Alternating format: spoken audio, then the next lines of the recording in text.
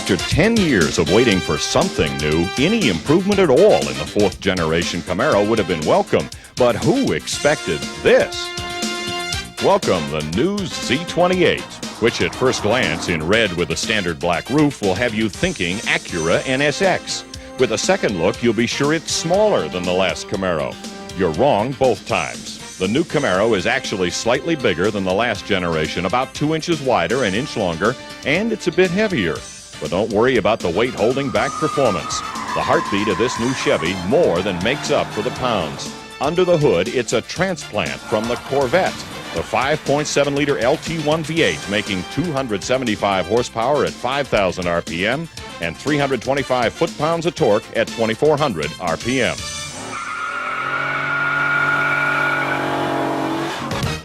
The LT1 makes 25 fewer horses in the Z28 than in the Vet, but you'll never notice. We got 0 to 60 in 6.2 and the quarter mile in 14.5 at 102 miles per hour.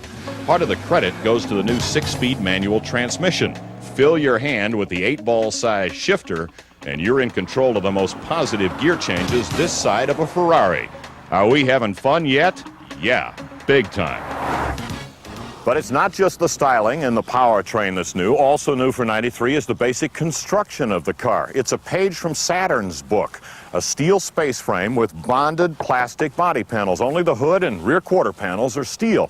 And the inside word is that's also the reason these cars are so scarce.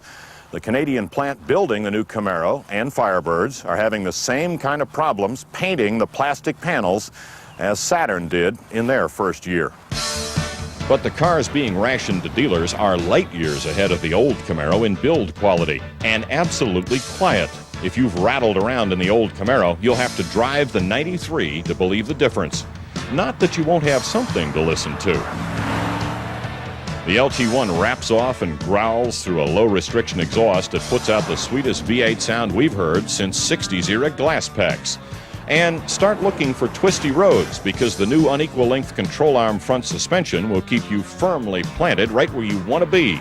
Multi-link control of the live rear axle makes it easy to kick the rear end out in complete confidence. And four-wheel discs with standard anti-lock will stop this road warrior right now. We average 60 to 0 in 129 feet. Inside, you'll stay planted during these maneuvers in the cloth-covered buckets.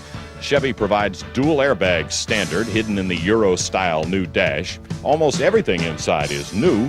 You get full instrumentation behind the leather-wrapped steering wheel with a 150-mile-per-hour speedometer. And that's not just for show. With a long enough stretch of abandoned highway, you can bury the needle. And when you get around to being a responsible citizen again, there's no penalty to pay at the gas pump. Both fifth and sixth gears are overdrives, and that earns an EPA rating of 17 miles per gallon in the city and 25 on the highway. If you're still wondering if you want one, here's the punchline. The base price for the Z28 is $16,800. With all the conveniences on our test car, the sticker still only came to $19,300.